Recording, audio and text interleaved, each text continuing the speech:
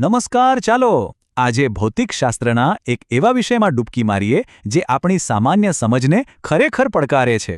આપણે વાત કરીશું અનંત સમતલના વિદ્યુત ક્ષેત્ર વિશે.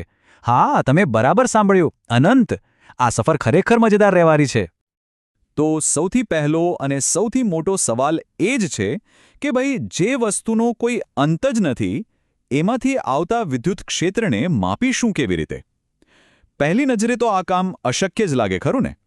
પણ ચિંતા ન કરો, ભૌતિકશાસ્ત્ર પાસે આનો પણ એક ખૂબ જ સુંદર ઉપાય છે. તો ચાલો આપણે એક આદર્શ પરિસ્થિતિની કલ્પના કરીએ. વિચારો કે આપણી સામે એક વિશાળ, અનંત સુધી ફેલાયેલું પાતળું પતરું છે અને એના પર બધે જ એક સરખો ધન વિદ્યુતભાર પથરાયેલો છે. બસ આ એક કાલ્પનિક ચિત્ર જ આપણી બધી ગણતરીનો પાયો બનશે. આ સમસ્યાને સમજવા માટે આપણે ખૂબ જ મહત્વના ખ્યાલને સમજવો પડશે, અને એ છે પૃષ્ઠ વિદ્યુતભાર ઘનતા, જેને આપણે ગ્રીક અક્ષર સિગ્માથી ઓળખીએ છીએ. જુઓ, આનો સીધો સાદો મતલબ એ છે કે કોઈ ચોક્કસ વિસ્તારમાં કેટલો વિદ્યુતભાર ભરેલો છે. જો સિગ્મા વધુ તો સમજી લેવાનું કે વિદ્યુતભાર ત્યાં એકદમ ગીચોગીચ છે. હવે આ અનંતની માથાકૂટમાંથી બહાર કેવી રીતે નીકળવું? તો એના માટે આપણી પાસે એક સુપર હીરો જેવું સાધન છે, ગૌસનો નિયમ. આ નિયમ એટલો શક્તિશાળી છે કે આપણને બધી જ જટિલ ગણતરીઓમાંથી બચાવી લે છે અને સીધો જ જવાબ સુધી પહોંચાડે છે. તો હવે આપણે આગળ વધીએ.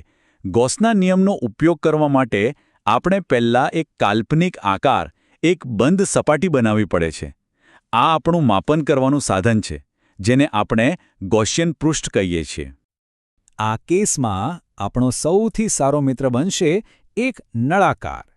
કલ્પના કરો કે એક નળાકાર પેલી અનંત ચાદરની આરપાર બરાબર વચ્ચેથી પસાર થઈ રહ્યો છે, અડધો ઉપર અને અડધો નીચે. હવે આ નળાકારને આપણે 3 અલગ અલગ ભાગમાં જોઈએ. એક છે એનો ઉપરનો ગોળ છેડો, બીજો છે નીચેનો ગોળ છેડો અને ત્રીજો ભાગ છે એની વળાંકવાળી દિવાલ. આ ત્રણેય ભાગની ગણતરી અલગ અલગ કરવાથી આપણું કામ એકદમ સહેલું થઈ જશે. ચાલો હવે આપણે આ વિશ્લેષણના સૌથી રસપ્રદ ભાગ પર આવીએ છીએ. હવે આપણે ગણિતનો ઉપયોગ કરીને વાસ્તવિક પરિણામ સુધી પહોંચીશું. તૈયાર છો? ગણતરી શરૂ કરતા પહેલા દિશાઓ બરાબર સમજી લઈએ. પેલી ચાદર પર ધન વિદ્યુતભાર છે, એટલે વિદ્યુત ક્ષેત્ર હંમેશા એનાથી લંબરૂપે સીધું બહારની તરફ જશે. અને આપણા નળાકારની ત્રણેય સપાટીઓનો ક્ષેત્રફળ સદિશ પણ જે તે સપાટીથી લંબરૂપે બહારની તરફ જ હશે. હવે જુઓ, અહીં જ ખરી મજા છે. નળાકારના ઉપર અને નીચેના છેડા પર વિદ્યુત ક્ષેત્ર અને ક્ષેત્રફળ સદિશ બંને એક જ દિશામાં છે, એટલે એમની વચ્ચેનો ખૂણો થયો 0 અને cos of 0 થાય 1, એટલે આપણને ફ્લક્સ મળ્યું EA. પણ પેલી વક્ર દિવાલનું શું? ત્યાં વિદ્યુત ક્ષેત્ર સીધું ઉપર જાય છે અને ક્ષેત્રફળ સદિશ બાજુમાં, એટલે ખૂણો બન્યો 90 ડિગ્રી અને cos 90 તો 0 થાય. મતલબ વક્ર સપાટીમાંથી કોઈ ફ્લક્સ પસાર જ નથી થતું. તો કુલ ફ્લક્સ કેટલું થયું? ખૂબ જ સરળ. ઉપરના છેડાનું EA વત્તા નીચેના છેડાનું EA વત્તા વક્ર દિવાલનું 0, એટલે કે ટોટલ ફ્લક્સ આપણને મળ્યું 2EA. સારું, હવે એ જોઈએ કે આપણા આ કાલ્પનિક નળાકારની અંદર વિદ્યુતભાર કેટલો કેદ થયો છે. એ પણ એકદમ સહેલું છે. આપણે ફક્ત પૃષ્ઠ વિદ્યુતભાર ઘનતા એટલે કે સિગ્મા ને નળાકારના છેડાના ક્ષેત્રફળ એટલે કે એ વડે ગુણી નાખવાનું છે. બસ આટલું જ. અને હવે આવે છે જાદુઈ ક્ષણ. ગૌસનો નિયમ કહે છે કે કુલ ફ્લક્સ બરાબર ઘેરાયેલો વિદ્યુતભાર ભાગ્યા એપ્સિલોન નોટ. તો આપણે બંને બાજુની કિંમતો મૂકી દઈએ. ડાબી બાજુ આપણું કુલ ફ્લક્સ 2EA અને જમણી બાજુ આપણો વિદ્યુતભાર સિગ્મા A ભાગ્યા એપ્સિલોન નોટ. અને આ રહ્યું આપણું અંતિમ પરિણામ. જુઓ, બંને બાજુથી ક્ષેત્રફળ A તો કેન્સલ થઈ ગયું અને આપણને મળ્યું વિદ્યુત ક્ષેત્રનું એકદમ સરળ અને સુંદર સૂત્ર, E બરાબર સિગ્મા ભાગ્યા 2 એપ્સિલોન નોટ. આપણે સૂત્ર તો શોધી કાઢ્યું, પણ શું તમે આ સૂત્રમાં કંઈક અજીબ નોંધ્યું?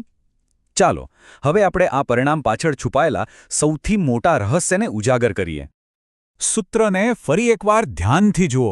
E = sigma upon 2 epsilon naught. આમાં સિગ્મા છે, એપ્સિલોન નોટ છે, પણ અંતર ક્યાં છે? આમાં અંતર એટલે કે R વાળું કોઈ પદ જ નથી.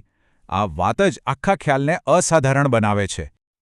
આ તફાવત બધું જ સ્પષ્ટ કરી દે છે. એક બિંદુવત વિદ્યુતભારનું ક્ષેત્ર જેમ જેમ દૂર જઈએ તેમ ફેલાઈને નબળું પડતું જાય છે. પણ અનંત સમતલનું ક્ષેત્ર જુઓ, એની ક્ષેત્રરેખાઓ એકદમ સીધી અને સમાંતર છે. એ ક્યાંય ફેલાતી નથી, ક્યાંય નબળી પડતી નથી. તો આનો સીધો અર્થ એ થયો કે અનંત સમતલનું વિદ્યુત ક્ષેત્ર અંતર પર આધાર જ નથી રાખતું. એ સંપૂર્ણપણે સમાન એટલે કે યુનિફોર્મ હોય છે. ભલે તમે સમતલથી 1 સેન્ટીમીટર દૂર હો કે 1 કિલોમીટર, વિદ્યુત ક્ષેત્રની તાકાત બિલકુલ એની એ જ રહેશે. આ ખરેખર અદ્ભુત છે, નહીં? હવે મનમાં સવાલ થાય કે ભાઈ, વાસ્તવમાં તો કોઈ અનંત સમતલ હોતું નથી, તો આ બધી મહેનતનો શું ફાયદો?